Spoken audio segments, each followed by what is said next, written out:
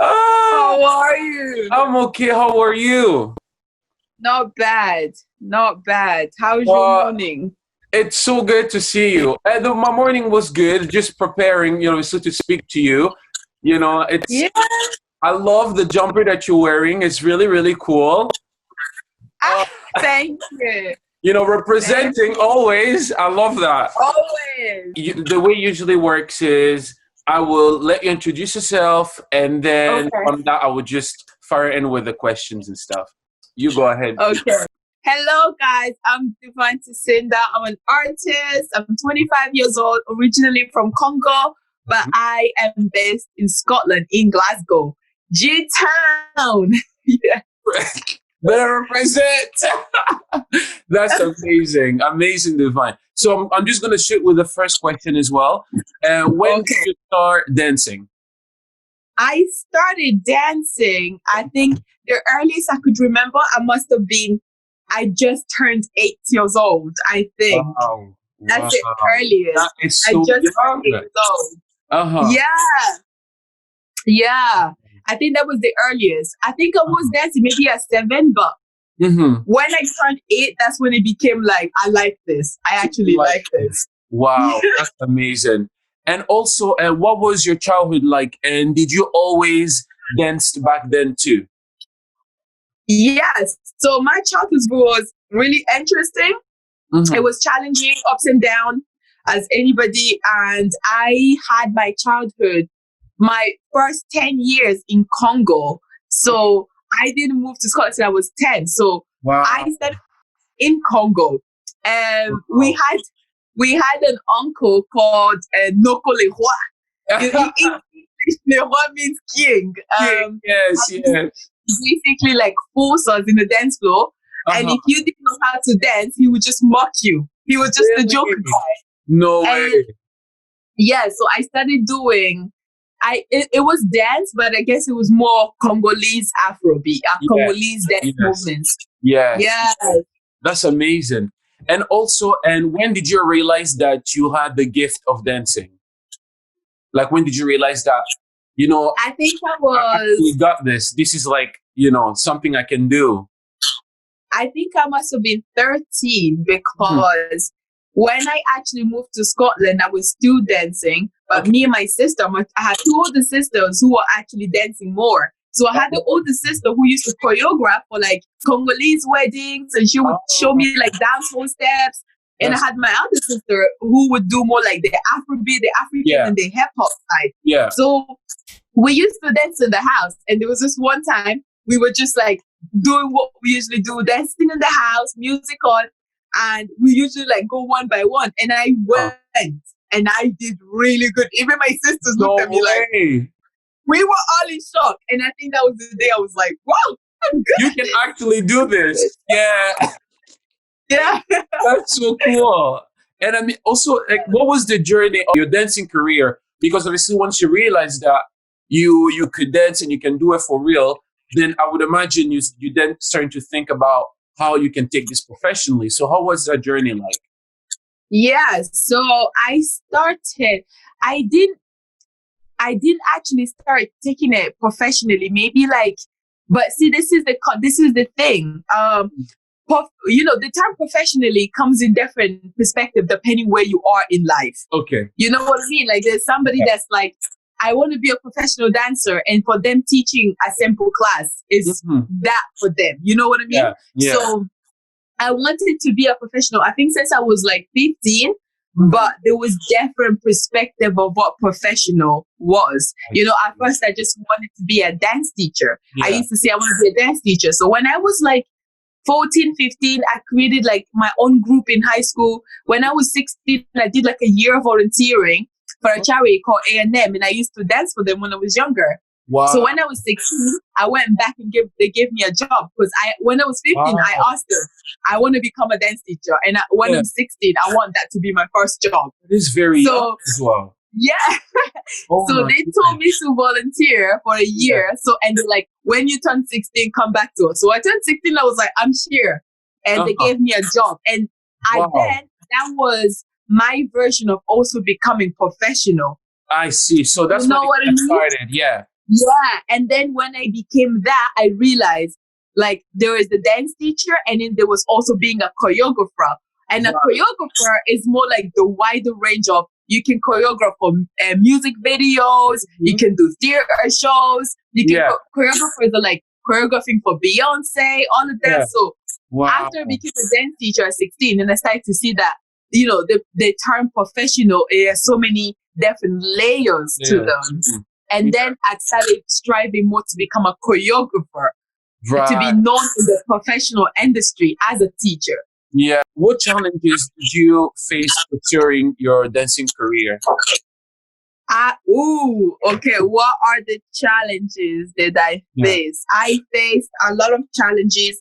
The first challenge is being black and wanting to be a dancer. Yeah. We all know that.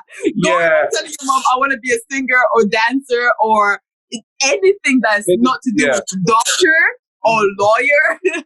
That's the challenge. That was like the first big challenge. Yeah. So when I was actually 20, I stopped college and I said that I was going to go full time as a dancer and not pursue the education side. And that was tough on my mom. So some of the first challenges at the beginning was my mom accepting that this was going to be a career. Now, a lot of African moms don't accept it because they don't have a great example for them to see that it's possible.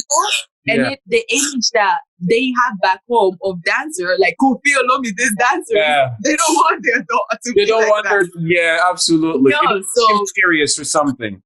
Exactly. My mom accepting me being a dancer. And that was even before I stopped college like that. My mom accepted me, and then the whole community of Congolese accepted me to be a dancer. I had a lot of backlash with that. I had a lot of people saying, oh, look, she shaves her hair. She wears hookah earrings. And the people would say things like, oh, you know, she's a female. So all that dance, the way she's moving her body, you see men will do things to her. She's going to end up pregnant. She's not educated. And then, so it's like, you have one in your family, and then you have the whole, the Congolese community, and then you have just the black community in general. And then on top of that, that was just from the outside of the actual dance industry. That then within the challenges that you have in the dance industry is I had no other black woman to look up to that did what I was trying to do. So for that, I was like a lost puppy. I was like a puppy that's placed in a field and was told to just go. And I'm like, I don't know which direction. I know I'm going right. And I had to just go. Rather I was going the wrong way or the right way. I had to just go and create. You don't have any compass to kind of guide you. Yeah, you don't have anybody to guide you. And then when you go to like dance institutions, when you go to dance places in, not just in Scotland, a lot of places, when you go to them, they don't also like you, especially obviously because you're in Scotland as well, in a city that you've never been before. You know what I mean? I would imagine at the time there weren't as maybe much diversity as much as well. That also in itself is a challenge as well for you too. Yeah, because the places that provided dance didn't provide dance in a way that was also sort of helpful for people from my background. You know, like when you think like, even though dance comes from black culture, ballet is more promoted to white people than it is promoted to black people. So as a black girl, when I walk into a venue and I want to become a dancer and all I see is ballet, jazz, tap, the styles that's not promoted to me, then that can also it unconsciously clashes your dreams because it goes, well, there's no place for you here. I don't know what you're doing here. So those were the challenges of having no somebody to look up to, and then seeing everybody around you telling you, can you really do this? Is this possible? And also doing something that you know that you haven't even seen it be done around you. So that those were the challenges. I think like it was really brave of you to really like to go in that field of, first of all, being in a country that obviously yourself, you know, like you said, I didn't even know Scotland existed before I moved to Glasgow, you know, before I moved to Glasgow, yes. And when I was back home. So it's like, you had to first of all like kind of navigate yourself through a city that you're not familiar with, and then obviously by the time as well that you came, people were still adjusting to the idea of like Yeah. diversity and things. So it's like, and also at the same time as well, you it's like the best thing that you said there, it was like you weren't getting accepted by a lot of people. And once you Yeah. realize as well in life that we need to teach ourselves now to accept us first before anybody can, we can, we shouldn't even seek for acceptance, because sometimes as well we get deceived by the people who dictate what our life should be. Do you know what I mean? Yeah. And I mean, Yeah. look at the amount of great things that you've done and the amount of great people that you've met in your life. Do you know what I mean? It's like that on itself, it's like a proof that you went for it. You didn't care about what anybody said. You went for it, even though there was a challenge of wanting to get accepted, which we all do. Do you know what I mean? And sometimes we catch ourselves. That's just the human in us. But I think obviously we as people, we eventually would get to a place where we would start, accepting ourselves first and believing in her dream and in her craft as well, and in her abilities. Do you know what I mean? So, Yeah. and a perfect example for that, because you overcome all of those things to, then put yourself in the field and become your own boss. You know what I mean? Yes. It's amazing as well. So I really respect that. Thank you. You're Thank welcome. And also, who would you say who helped motivate and inspire your dancing career? I think it's weird. It's like everybody did in a different way, So after you I started making a little bit of finance, and I was independent. Like my mom started supporting. You know what I mean? Like, no doubt, there was people that always supported from the start. You have my sisters. I think my sister had their own challenge to accepting it? Yes. But at the same time, I can't take away from them when they used to come and watch me in my dance shows when I was young, So it's like everybody started supporting, and there was always people supporting. I think people just worried that it may not work. Yeah. So it wasn't that they didn't believe, it's just that they were worried that it may not work. And for that, instead of them giving more love, they gave less love. But the minute they could see that it was working, or there was something at least happening, most people always gave love. And like my team, like when I met up with my team, 18, the people that I work with now, they were very supportive. But I think it's also because we were all in the same path.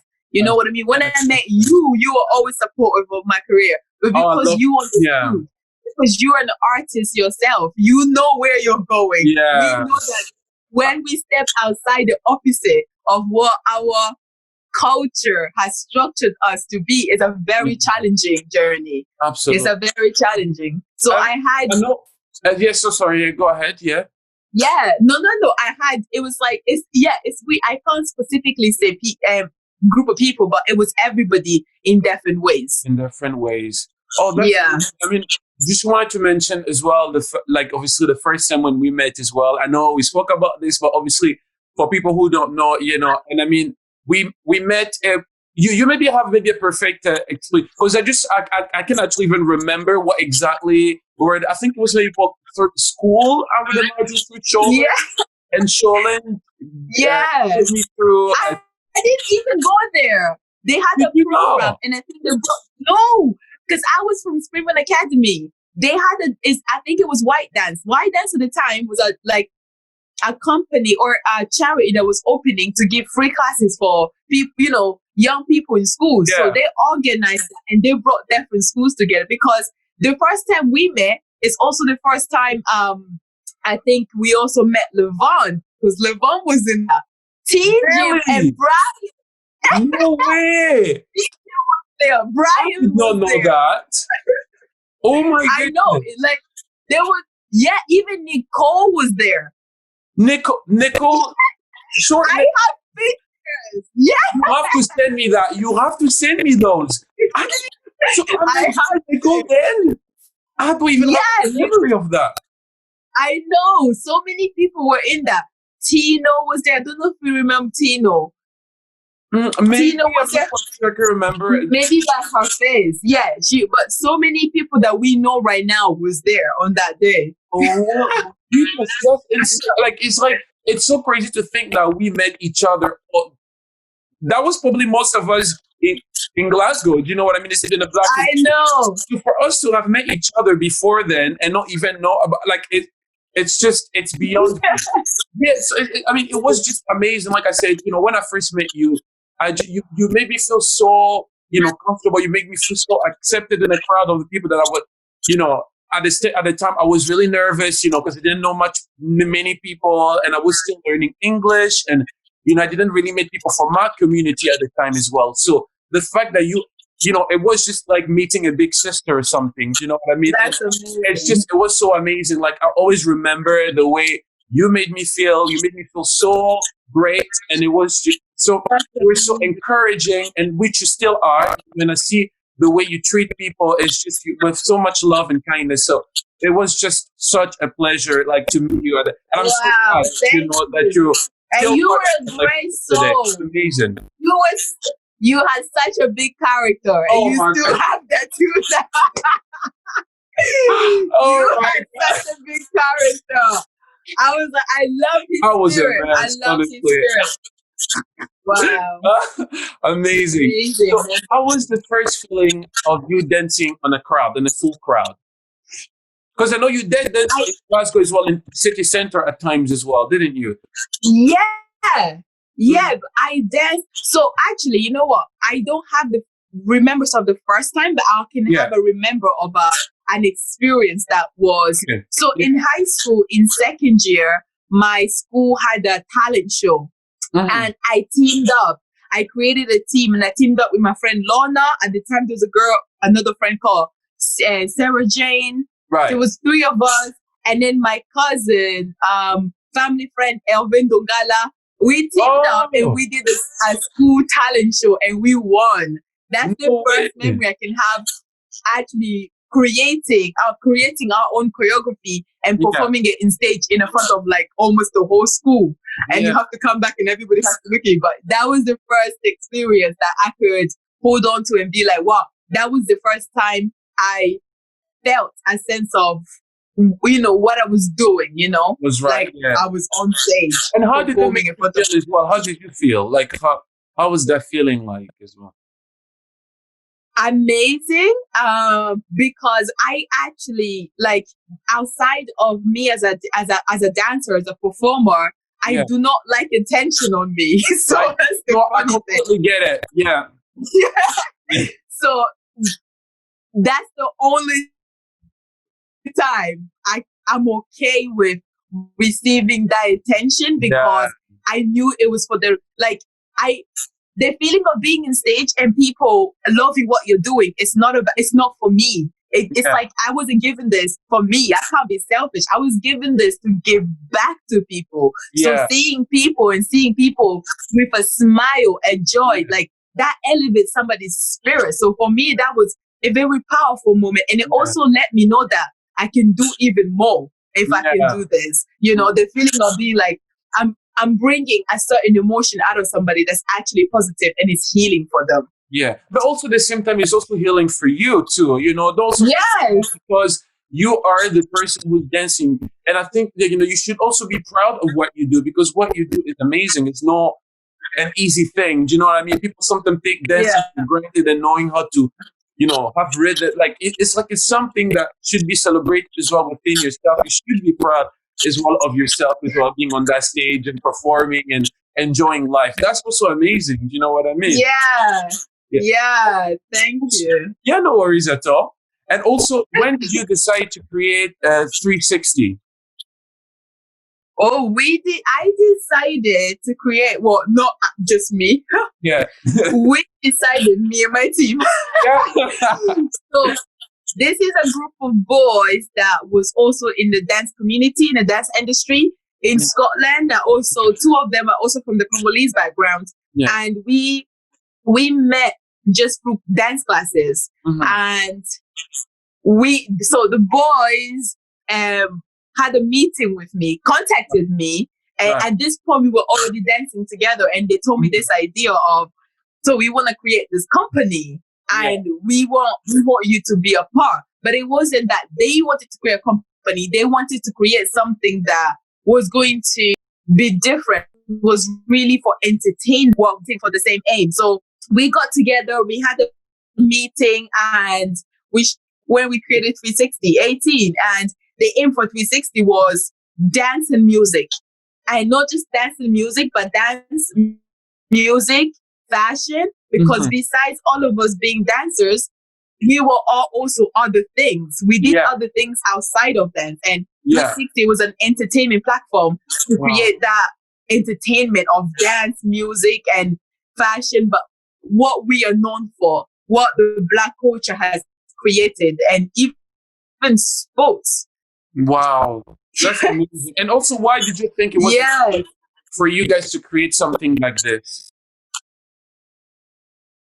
Because of knowledge, because of knowledge. And also we have companies in Glasgow. We have companies in Scotland for dance. At the time, we didn't have companies, one, that was owned really by Black people. Yeah. And at the time, but before that, we had One Blood. One Blood was owned by Rudy, and he had also a business partner, who was called Gorgeous. But Rudy's vision was slightly different from our vision. So at the time, it was about what can we create to bring in dance, but other creativity at the same time? Yeah. What can we create that can elevate people, that can teach people and show them in a way where it's necessary for it to be shown? Because besides the business, it was about teaching people how to be good people, just pure souls. Yeah.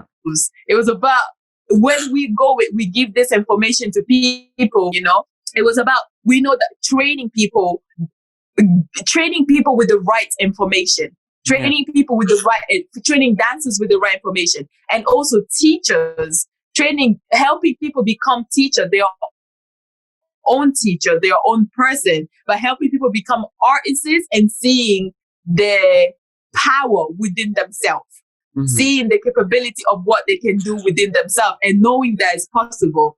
For me, for my side, it was also like Black girls, if I have a platform that can give Black girls the opportunity that I never had before, for the boys, is if I have a platform giving the males the opportunities that I never had before. So each one of us was coming with their own vision, but putting it into one to create one vision. Yeah, that's amazing. That's right. I mean, and it has been very successful as well, obviously, because I've seen how much you've helped a lot of young people, and now those young people as well are now really doing it big as well on their own way as well, which obviously also comes to the question of how important do you think dancing is to the world altogether? How important do you think dancing is? That's a good question. People don't really ask that. This is good. I was like, your questions are really good. How important is dance? Okay. Dance is important to people because dance is not about the entertainment and it's not just the funness. It's not because media has created it to be just an entertainment thing. Yeah. This is not just an entertainment thing. Yeah. When you go back to humanity, before we had technology, the minute you can pick up a glass, you can dance. So dance doesn't come from something that's outside of us. It comes from something that's already inside of us. We do it every day, Yeah. It's just in a different form. So dance is important to the world because honestly, the joy that it gives your spirit, it keeps your spirit alive. Yeah. And when it keeps it alive, it keeps it young and bubbly. Yes. Not so quick. Like when you have so much negative energy in the world, like all you gotta do is put out good music and do that 2 steps, and your spirit will be elevated in a way. It's almost like yoga. Like we all need to be going to yoga classes, going to a dance classes. You don't need to want to become a dancer. No, you're just going because you need to elevate your spirit. It's fun. It's natural. And it's very creative. We human beings. Pardon? it's very profound as well, dancing as well. It comes really within. Yeah, it comes with, if you're going to a dance class, it teaches you to remember things very quick and to Yeah. remember them with details, you know? So Yeah. it teaches us different skills that we also need, you know, Yeah. discipline of remembering things, being able to work and put yourself in a position where you feel uncomfortable to feel comfortable. Those Yeah. are just little skills that it teaches us that we also need in our everyday life, you know? And it just teaches us how to be active. So if you need to run for that bus, you're active. You can You're run for that active bus. already. Absolutely.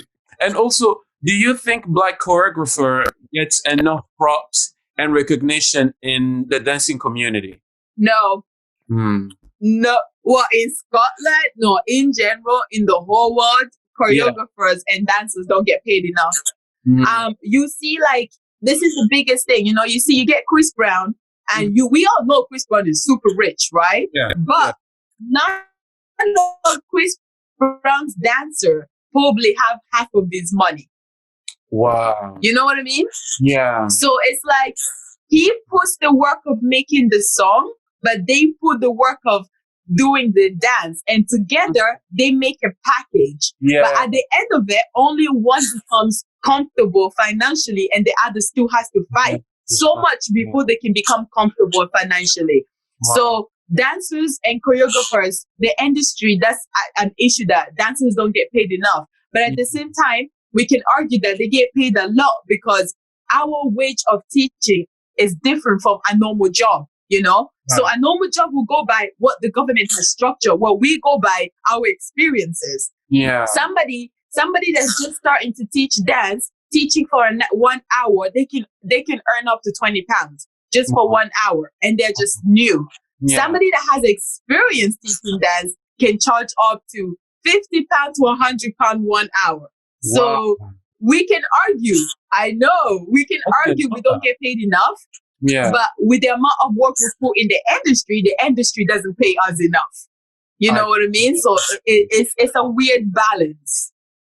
I see. I completely. And I mean, I didn't know that as well myself. So it's kind of nice to hear from yourself, obviously, who you have experience in, and so you know how that whole works. Hopefully, there will be change, and you know, choreographers and dancers would get the wages that obviously they deserve, and recognition, especially from the Black community as well. Do you know what I mean? Yeah. And also, do you feel a sense of responsibility being a Black dancer? Yes, I do, because you know, for me, I feel like I can now. There's a lot more Black dancers in Scotland, which for me it wasn't the case back then. Yeah. So now there's a few people that you can look up to.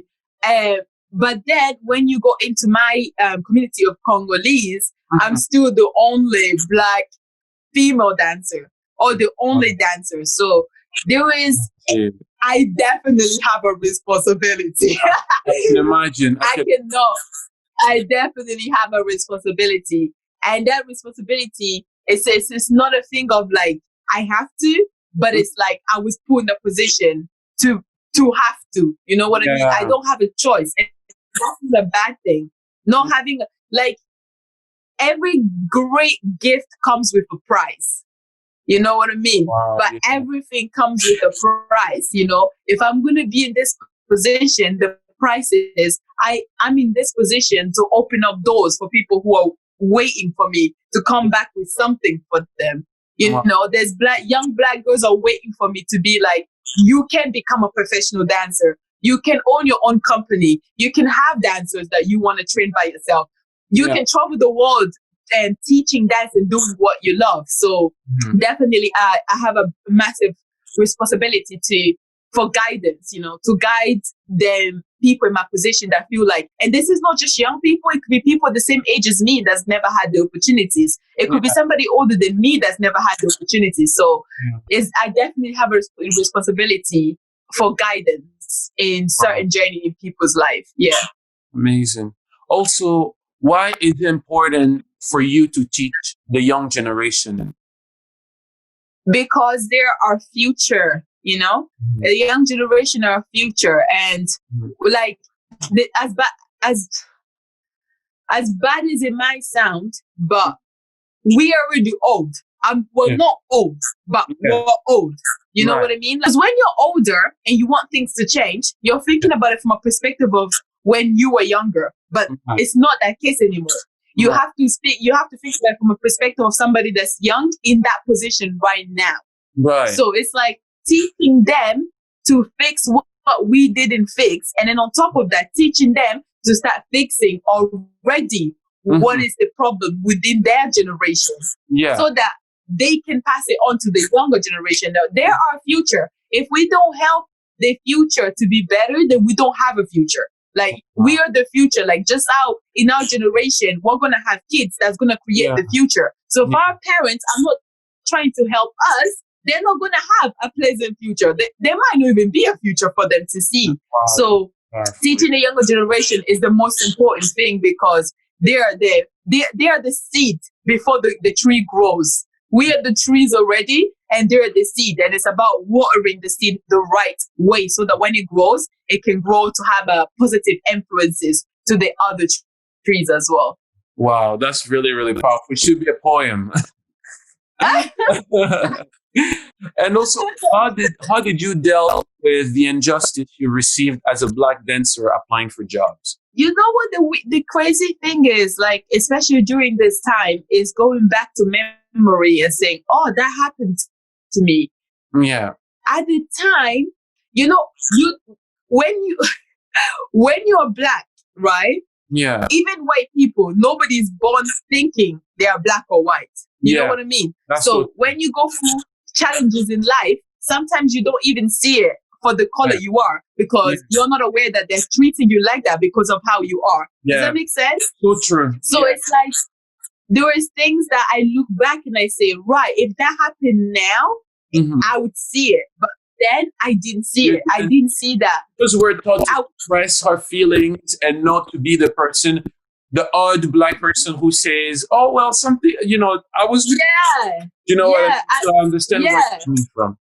Yeah, because I remember, like, I started my own open class when I was 18, and I remember going so many weeks without somebody turning up, and all I'll do at the end, it would literally sometimes just be me, Levon, and Lebby, or me and a woman called Shona. Like, I remember I would just shoot the video, and I'll be like, thank you so much to everybody that came, but really only one person came. You know, so, but I would see other classes that would be so packed.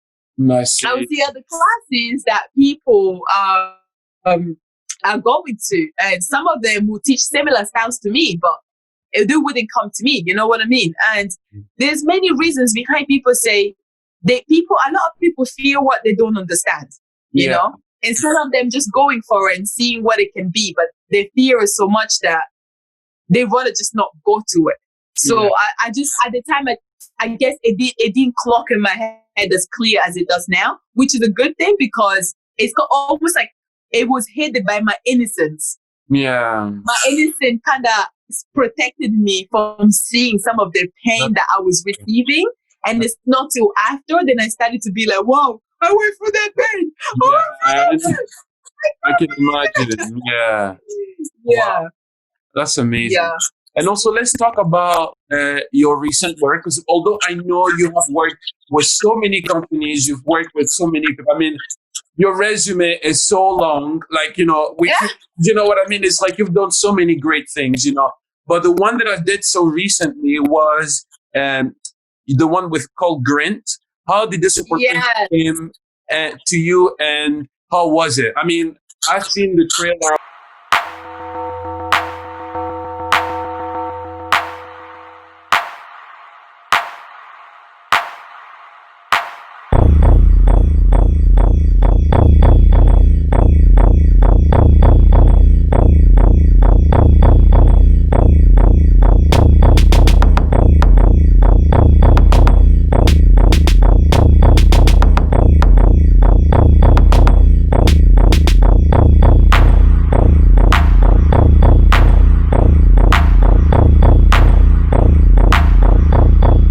You honestly, you are so iconic. I don't even know.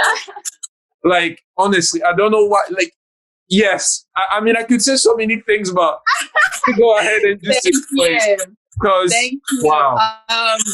Oh my God, Gren was such a powerful moment piece. And Gren is originally created by a woman called Mill. And Mill is one of the owner of Project X. And I met Mill, and she told me about the Project Gren, and she told me she had an audition, and she was like, come to the audition. I went to the audition, and she was like, I'm also looking for male dancers. So I brought Lebby with me, and we went to the audition, and that's how it all started. But Gren was based on Black people voicing their experience, Black people voicing what they go through, and the image that is perceived on Black women and Black men. If you look at our costume, especially for the male, it makes them look like a beast. And that's the image that is perceived from a Black male in society. They're a beast. They're scary. They just look aggressive and all of this. And for the Black women, we're always angry and we're too scary to be approached. Yeah. So Green was about showing people that, like, I'm not... Pardon? So basically, like showing the stereotype that people have about Black men. Yeah, and the experiences and the emotions that you go through, and it's almost like you're not dancing for you, but you're dancing for 100 more other people that went through this. So you think of the story Sarah. For me, for the female part, Sarah was a South African woman that was taken back in the days, and basically she was the first Black woman that was seen with hips and breast, and they lied to her she was gonna come and work, and I think France took her and they toured her all over Europe. While they lied to her that she was coming for work, they came here and made her almost into like a comedy sex slave. Well, they left her booty out, and people would be... So basically, she had to whine and twerk in front of all these rich white men who are paying money to come and basically sexualize her and abuse her. And that was, for me, Gren was one of the message about how Black women we move, and it could always be sexualized. That's not it. Look past my sexualness and see the message that I'm sending. That people tend to look at young Black girls that they're older than their age. You know what I mean? Yeah, that's a big thing. Yeah, age, like especially in the Black girls community, it's a big, huge thing. So what you're telling me is still repeating itself, but in a different form in a day and age. But it's amazing that you got to do that. Is what I mean. From the costume, the makeup, the hair, the choreography. Honestly, is there any way people can purchase the DVD? Is there a DVD such, or? So you can't purchase the full video, but you can keep your eye out, and Gren will be hopefully it will be touring soon, and it will be happening again in Scotland. Amazing. So keep an eye out. Amazing. We'll be having another round. Yes. I would love to get a ticket, and I would also love to share it to other people. Yes, it will be amazing. It's a very powerful performance. Beautiful. Like we come out crying. Like, that was so deep. It's so, honestly, I'm so proud of you. Like, that was really, really beautiful. And also, how important is it to collaborate with people? It's so important to collaborate with people because it expands your idea. As a creator, it's so easy to be stuck in your own box. And when you're stuck in your own box, your creativity doesn't always grow. Yeah. So when you collaborate with other people, it's almost like you're refilling your energy. Yeah. You're refilling your creativity, your orange chocolate that allows your creativity to be juicy, Collaborating with people, you meet people. And it's also like communication skills. Yeah. Not only you're learning how to work with somebody that's outside of you, but you're also learning how other people's brain works and how they see things, and then how you can take that and also apply it to yourself. And you're also making long-term acquaintances. Yeah. Some of them might become very good friends, but long-term acquaintances, which is always the most important thing in business, especially for the long run. That's so true. We need people in everything. Yeah. We need people. We do. Yep. That's really cool. Also, can you give me, obviously I know you've got a lot of, like I said, lot of performances and projects you've worked with, but can you name me three that you can think on top of your head that were your favorites and why as well? Okay. So Mother Earth. Mother Earth was a piece that was performed by 360, the three owner of 360, myself, Levon, Levy, and Adam. And then Gren. Mm-hmm. And then AKO Breaking Convention. So I'll say why I chose those three. Yeah. Mother Earth was a very powerful piece, and I played the Mother Earth part, which was very, very. If anybody I could see played that character more than you. So honestly, I was so quiet before every performance we did for that. I was so quiet. Mother Earth was a very powerful piece. It's also not only showing how powerful women are, but also showing how powerful humans are, you know, because although I was the Mother Earth, you get Adam, Levon, and Levy, who are also the people within that. You know, I needed them in order for me to also be me. Without them, I can't be me. And without me, they can't be them. Yeah. And the message of connection, love, and our aim was to really tap deep into people's emotion of the issues that we face every day in society. The people who are out there getting abused. What is happening when we think about Iraq? What is happening in Iraq that nobody speaks about, but we give too many silence to the soldiers who are also helping that war. You know what I mean? Like the women who are getting abused, men who are getting abused, people who are not accepted. So Mother Earth was about empowering, knowing that it's love. Nothing beats love. You know, you can put nothing beats love. You know, somebody can be so mad, but love can literally heal that. Somebody could be hurting, and love can heal that. So for us, it was about tapping into people's deepest emotion of what they try to hide. So Mother Earth River and Green was also another powerful, because Green gave me the opportunity to be Black.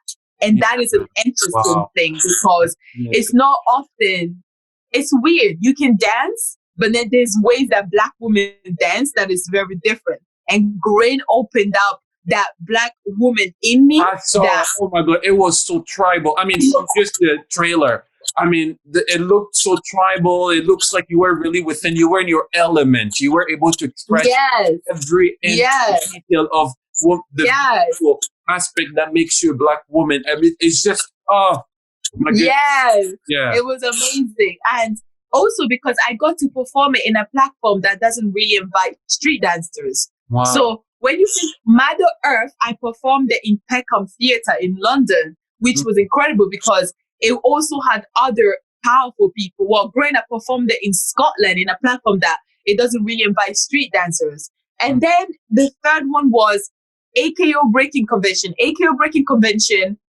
I'm still picking a name for that piece. That piece was based on Africa. Wow.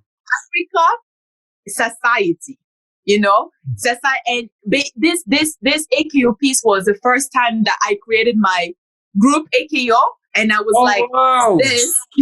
That's such a part of your group. I didn't even know that. It's a part. So in the company, we have like the company, and then we have groups in the company. So AKO was a platform that I created to teach Afro and dancehall, because I felt like we were lacking in that in Scotland. And Breaking Convention is a platform that's created for street dancers and basically Black people to be able to showcase their work in a theater. And we performed Breaking Convention in the Edinburgh Theater. And what that piece brought was, we collaborate in dance and poem. We worked with a friend called Lucky Will, and he wrote a poem about this girl that struggled, how she woke up every day at 5. When you think of this, you can think of 1 million people in Africa waking up at 5 a.m. in the morning, going to work, not making the money, coming home and can't feed their children. And then you think about the Western world society where we have phones, we're benefiting from things that resources that we get from Africa, and we're benefiting it more from the way that they're benefiting it. So those three pieces brought me home. One of them was Mother Earth. One of them elevated the Black woman in me, and one of them reminded me where I came from. That's amazing. And I mean, those are all three powerful. It sounds very powerful, especially for you as a Black person as well. It's nice to be able to do these things that celebrate, or, you know, that can teach other people about her culture as well. You know, this is amazing.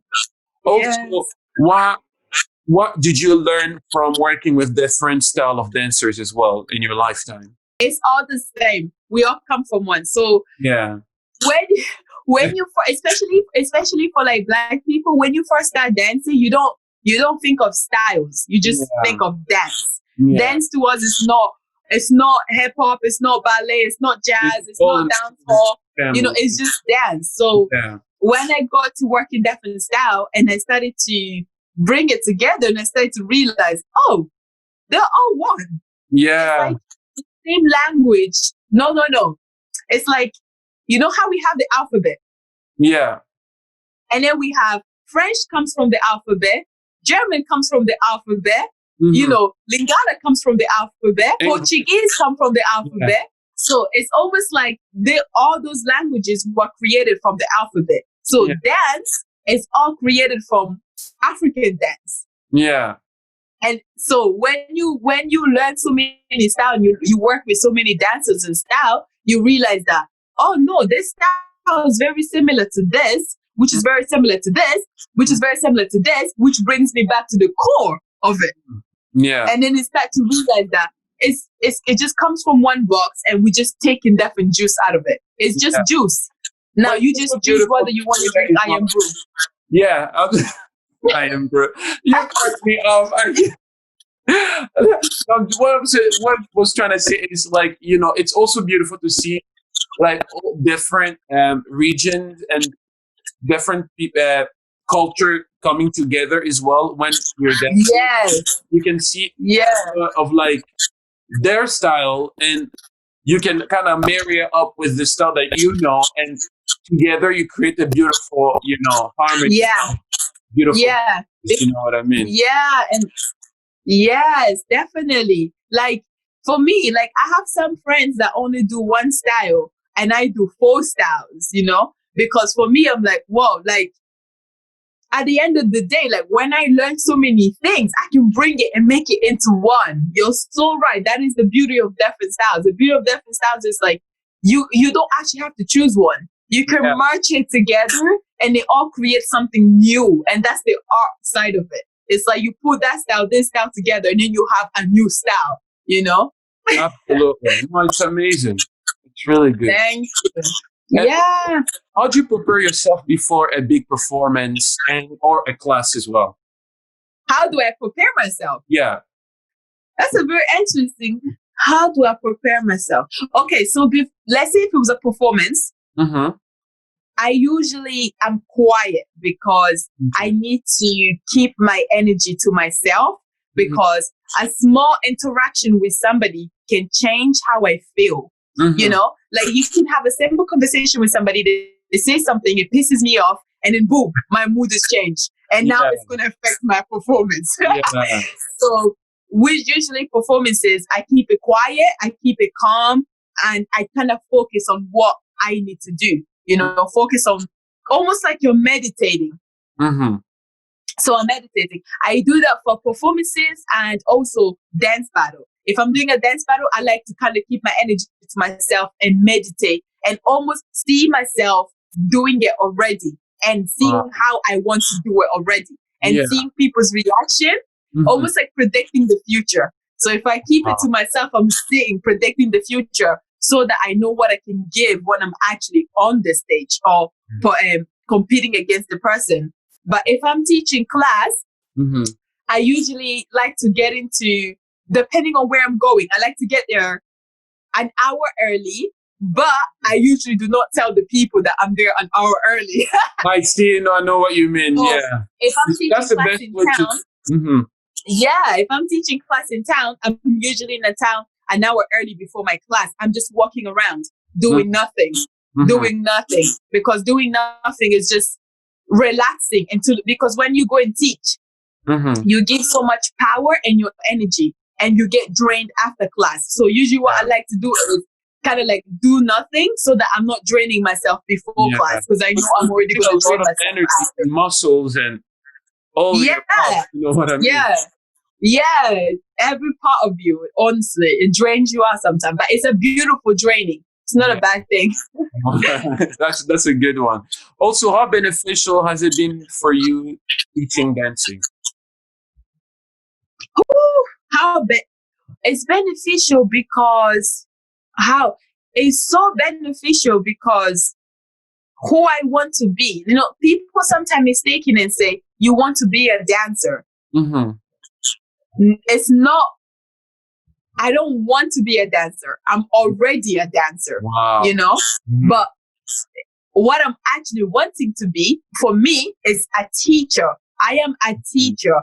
Now, in this time zone, I teach through dance. But besides dance, one of my aims is to start teaching in schools, start teaching young people how to build businesses, how to have a certain mentality. And dance has been able to help me to be able to do that, you know? Because I started teaching dance, it has built me the confidence to stand in the front of people and present something and know how to present it, depending on the group age. So dance has been beneficial because it's taught me timekeeping, it's taught me discipline, and it's taught me how to teach and how to speak to people and how to understand different type of people, which is something that I can carry when I want to start doing my other teaching outside the platform of dance. Yeah. Wow. And also let's talk about, obviously, you know, you were going through a hard time right now in the world, but I also really want to highlight when you went to the protest in the Black Lives Matter movement that happened in Glasgow. Obviously, you also had a beautiful speech. I just want to really ask you, how did it feel to be able to be on the stage and obviously deliver a speech and also share that with the masses? Why was that important to you? And also, how did it make you feel after it? It was important because this is a fight that's bigger than me, I believe, for me. Yeah. You know, this issue is bigger. And I said in my speech that this issue is not just for Black Lives Matter in Western world. And when I say Western world, it's any country that's structured from a white person. Absolutely. This fight is for home, you know, Africa. And we can all sit, most Black people, we can all sit and say, we talk about how Africa needs to get better between us, and we don't talk about it enough publicly. True. So for me, at that moment, it wasn't even like, it was about saying what I know that needs to be said in order for us to move on to what needs to happen next. It was about me saying that this fight is bigger than just the Western world. Black people in Western world is about Africa. For example, that's reminding us Black people that we're forgetting we're building businesses here. Yeah. None of us have went back to build businesses over there. No. You know what I mean? And we're here fighting for a position in somebody else's home. If this person wakes up tomorrow and says, you're all going back to your home, what do we have? What do we have? That's so true. Most of us are going to go back and can't do what we can do right now. Yeah. You know, I won't have the Wi-Fi to be on Instagram because I won't have the finance that I have right now. Yeah. So at that moment, I was like, this is it. This is the time to, if even myself, and it doesn't take me away from all the Black people, even myself, I didn't do much before, you know? So it was about, this is it. This is the perfect time to actually start tackling every issue that we need to tackle in order for our place to be better, in order for us to have a better world. Because most people that know me I would be fighting like this even if it was Black people killing white people. For me, like, you know what I mean? It's about humanity. It's just about bettering the world, getting this world into a better place. And so that speech was for me, but it was I was speaking beautiful on behalf of almost everybody. Yeah. Because we can all relate to each other's experience one way or another, you know? We can all relate to one way or another. And did I answer the question correctly? Yeah, yeah, yeah. Yeah, no, because obviously I feel like obviously how we felt and why do you think it was important, obviously, for you to speak Yeah, up as well, and yeah, especially as a young black woman as well. yeah. And the feeling when I came off the stage, the feeling before even the stage was a lot. I Hmm. couldn't even, I think at one point in my speech, I couldn't speak. I was stopping because, Yeah. like, I could, It's a lot. It's heavy. yeah, you can almost like you can feel your ancestors Yeah, through your veins. that's so true. That is so true. Yeah. So when I came up, I was in tears. I was Yeah. shaking. Yeah. Oh my God, you I was almost there. saved me. I was there. I know.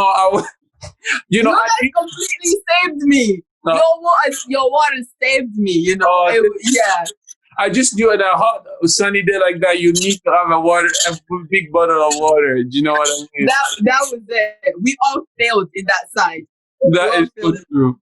And also, how did you feel after your performance, obviously, and how did you feel as well while performing to the big crowd as well?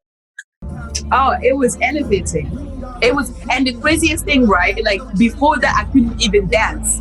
Like that Right. performance was the first time me dancing after so many weeks. Like, Wow. literally, like especially from the moment that George Floyd got killed and the Black Lives Matter started, I Yeah. couldn't even express myself.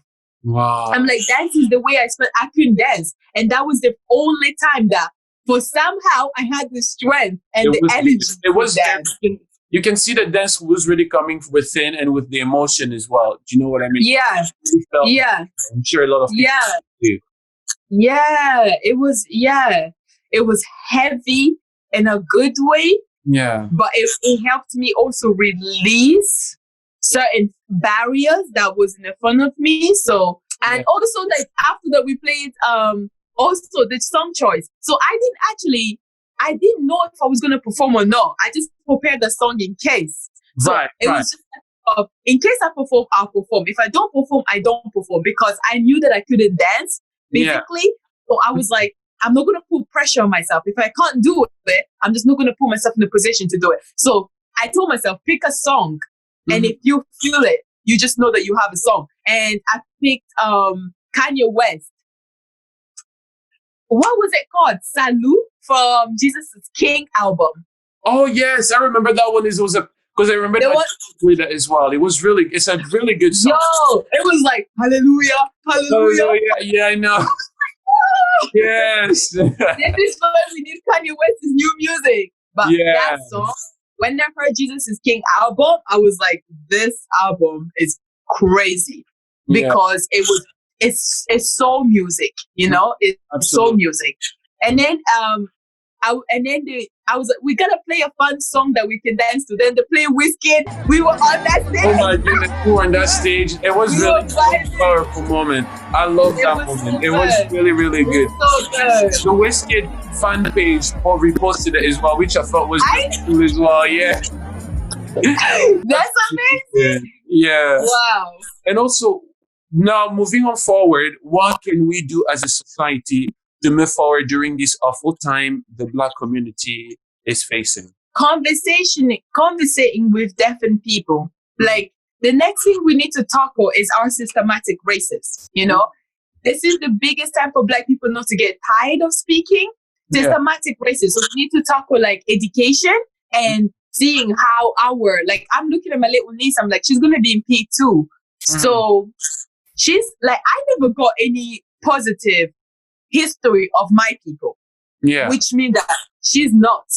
And Yeah. that continues the racist cycle. You know what I mean? So it's like if we break the education right now, at least she's having the opportunity to learn the truth, Yeah. You have the education and we break down like the TV platform, which is movies for the image that they show Black people in, Yeah. TV shows, presenters. So, some Black people are doing, Black life and Black people need to create their own businesses, which I completely support. More Black people need to come forward and create their own businesses because the truth is, I don't want to go buy black food from somebody that's not Black because they know nothing about it. You know what I mean? Like, Yeah. Tesco sometimes sells African food in different ways. And it's like, no, there should be an African food Tesco version. You know what I mean? We should have a Tesco version that only sells African food. Yeah. But at the same time, what I also don't want is Black people have their businesses, white people have their businesses. I see. Do you know what I mean? I know what I mean. You want us to come together. Right now, come together. I had such a difficult time speaking to people, especially people that were outside of Black, you know. I had a falling out with a friend, but it's that time where we have to force the truth to them. You might lose a lot of friends, but you gotta force the truth to them, because if you force the truth to them, they'll have no choice. Once they see it, when somebody sees something, they can't unsee it. Once they see it, their universe, their world will change, which means they can also influence somebody else to change. And then at the same time, we'll go into education, media, everybody's talking about it. Yeah. And then from there, we start tackling our own issues in the Black community, such as bleaching. Why are you bleaching to become more lighter? You know, like the way we don't support each other in our businesses. Yeah. I said it on the speech. Black people, why did we have to wait for somebody to kill one of us for us to then start saying, oh, we need to have Black businesses? There should have already been Black businesses. Matter of fact, there is Black businesses and most Black people didn't support it. That's Do you know what I mean? Yeah. I'm a Black business. And I can tell you, do you know what the thing is what I would say I learned, and now I know better.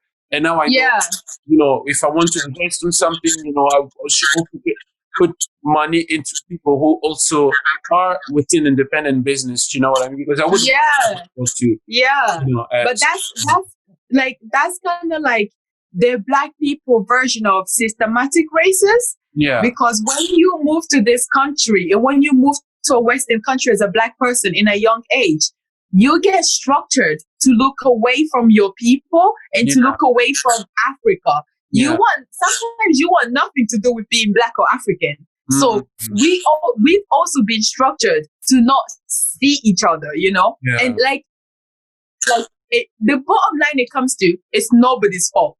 Yeah. It's the people that came before us that done this to us. And now we're just going to suffering the consequences of it. Absolutely. But now in our generation, we can fix that and help that. And we tackle big platform magazines should be messaged.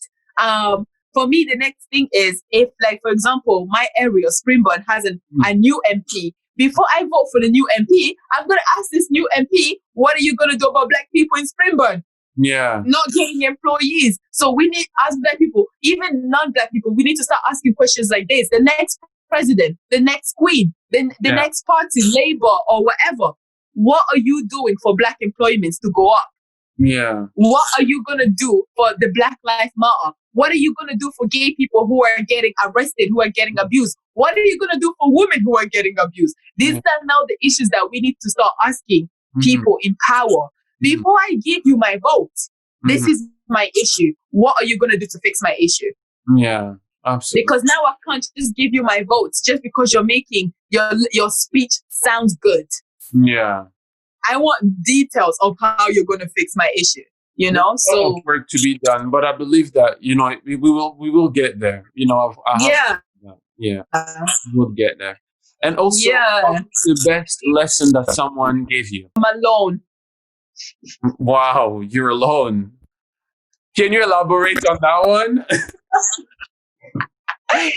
We are all alone. That's true. You know, we are alone, not even because we're born alone, but we are alone because in this planet Earth, you have a purpose, and that is not my purpose. Yeah. I have a purpose, and that's not yours. A lot of the time, as we grow older and mature, we feel like our friends will be there for us forever. Families will be there. But everybody can relate a time period of their life where they felt like nobody can understand what they were going through. And they were completely alone. Yeah. And that somebody taught me, because from there I realized that when you realize you're alone, there's a difference between alone and being lonely. Yeah. Those are two different things. It's not a bad thing to be alone. It's only an issue when you start to feel lonely. And feeling lonely can be fulfilled with the things we do, you know, Me going to teach my class is a fulfilling of me not feeling alone because I'm around people. But even me teaching my class, I'm still alone because they don't see my path. They're not with me. So when I learned that I'm alone, it built me to not hold back. And it built me to be like, sometimes you have to leave people behind. And sometimes it could be the closest people to you. But you got to move because you have to keep going because your mission hasn't ended yet. Are you happy with the woman that you are today? Well, that was a good question. I'm very happy with the woman I am today. Do I still feel like I have a lot of work to do? Yes, because who I see myself is not who yet I am. Yeah, wow. We're always working towards becoming instead of being. Because if I see myself going to Tesco tomorrow, it's not till tomorrow I'm going Tesco. And when I'm going Tesco tomorrow, I see myself going to Primark. You know what I mean? Yeah. And then it just builds. So I am happy with who I am today, and I look forward to who I'm going to be becoming. Wow, that's really powerful. Also, what would you tell your younger self if you can go back to the past? I'll be like, girl, you're fine. You won't even believe where we're at. You won't even believe where we're at. But you won't even believe where we're going to be. I would tell myself that you're okay. And I would tell myself that regardless of what this journey you go through and what you feel, the biggest thing is to not lose yourself. Yeah. Don't lose who you are. Stay true to who you are. That is the baseline. Stay true to who you are. Even the decisions you make, even if they happen to be wrong after, but you stayed true to who you were. Like, you can't know who you are without making those decisions. So I would tell my younger self, stay true to who you are. Some of the doubts that you had, some of the ideas that you had, and you felt like you couldn't do it because you weren't given the motivation to whatever. Stay true to who you are. Listen to your literally listen to that voice, because that is your God gave that to you to guide you. Wow.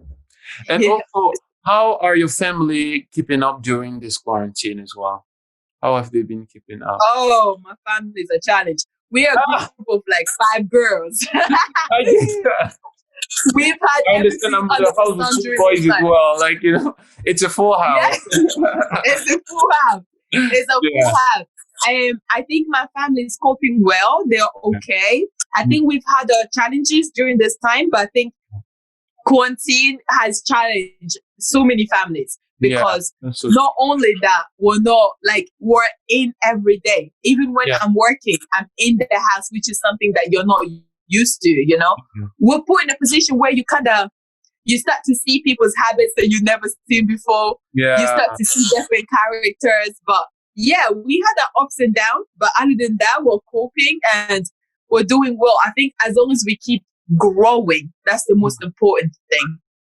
Keep growing and keep being open-minded to people's different perspectives. That's amazing. Also, can we expect a future project from you soon? Yeah. And when you say soon, how soon? It could be any time. I mean, in the near future, or, you know, actually in the near future, to be quite. Yeah, definitely a few projects coming next year. Obviously, this year, I feel like they've kind of like tarnished for all of us. Yeah. But future project coming, look out for my creativity.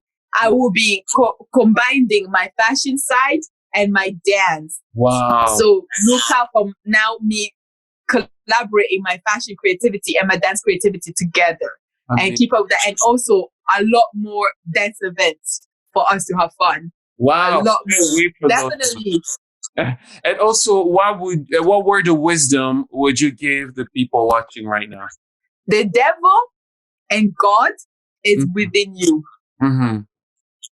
The devil and God is within you, and you have the choice to be whichever you want to be. Mm-hmm.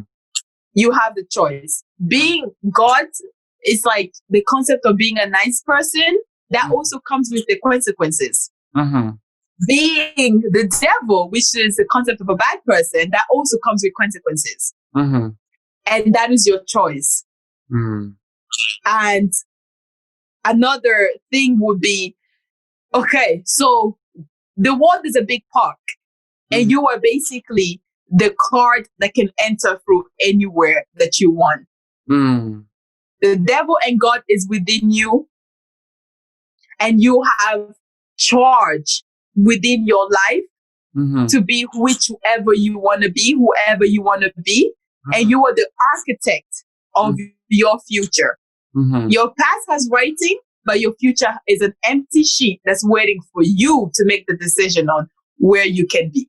On that note, I just want to thank you again for being here. And it was really, really an awesome time to kind of get to interview the icon herself, the legend, the myth. You know, I am really, really thankful, and I can't wait to see what you have in store for us. And I would really encourage everybody to take your work and to be up to date. Don't worry, I will link everything that everybody needs to check, your website and your Instagram and every social media, so people can access and be up to date with anything that you have upcoming. Thank you. Thank you. Thank you so much for having me. Keep No, being the light that you are. Thank you. Mwah.